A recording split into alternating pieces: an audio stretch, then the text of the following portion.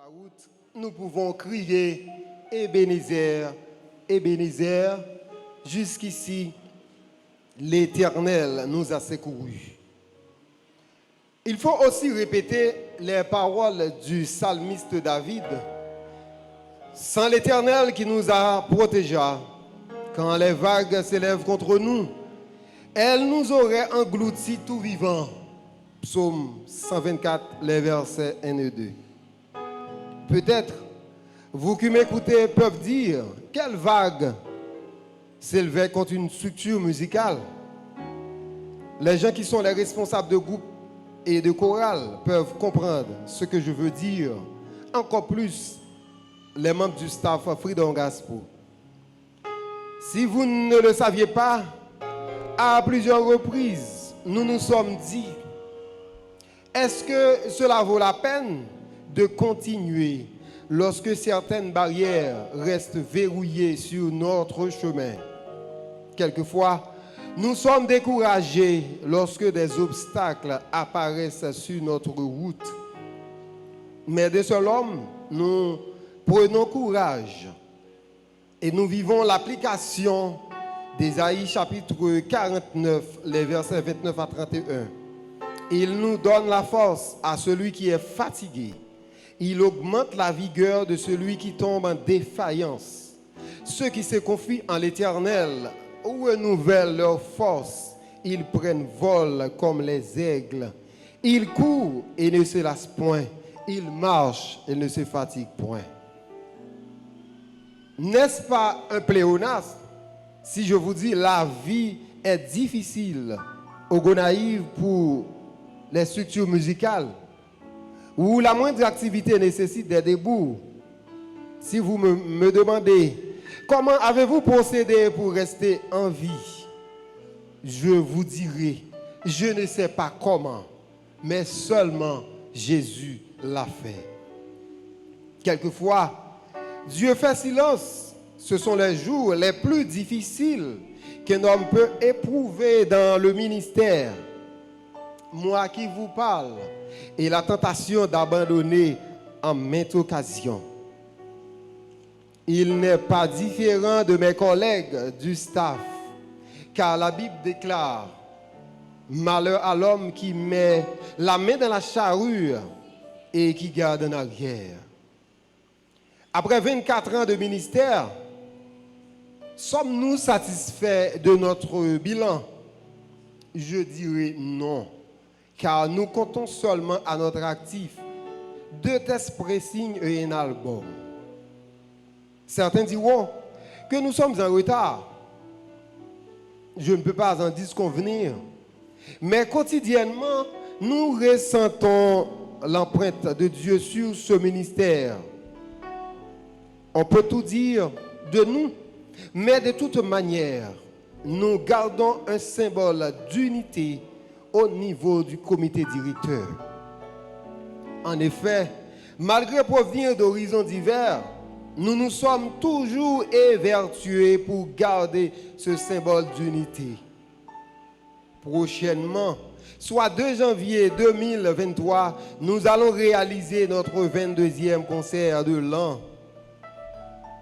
Mais jamais vous n'entendrez qu'il y avait des discussions pour de l'argent qui a été mal distribué, ou du moins, pendant tous nos 24 ans qu'un membre du comité s'est abusé d'une jeune fille faisant partie de cette structure.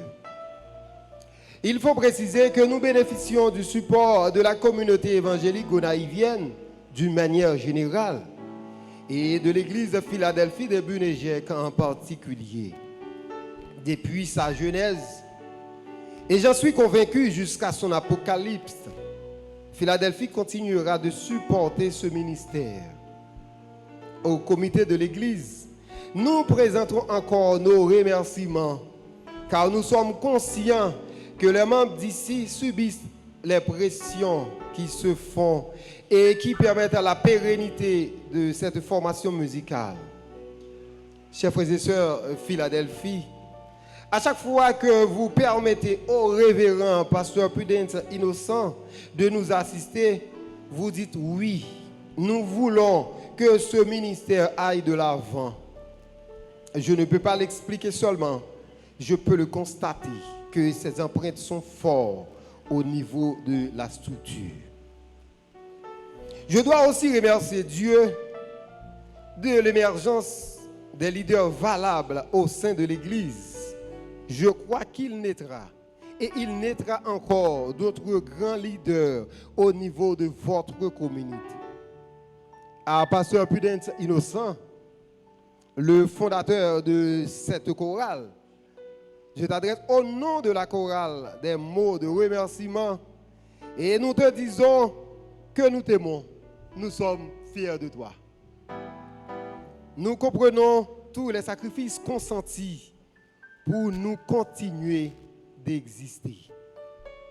À tous les musiciens et à tous les membres, je vous dis que votre travail n'a pas de prix, mais Dieu vous couronnera. À une grande dame d'ici, elle prend à cœur la cause du comité tous les dimanches.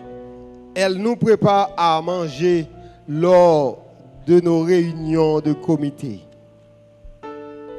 Maître Moïse, Sœur Ruth, vous nous avez ouvert largement les portes de votre maison pour accueillir nos répétitions, plus un breuvage tous les jours. Ça nous vient droit au cœur, membres du staff cerveau de la chorale. Je dois aussi remercier le responsable des relations publiques, frère ingénieur Nixon bien-aimé, qui a fait un travail impeccable au sein de cette chorale.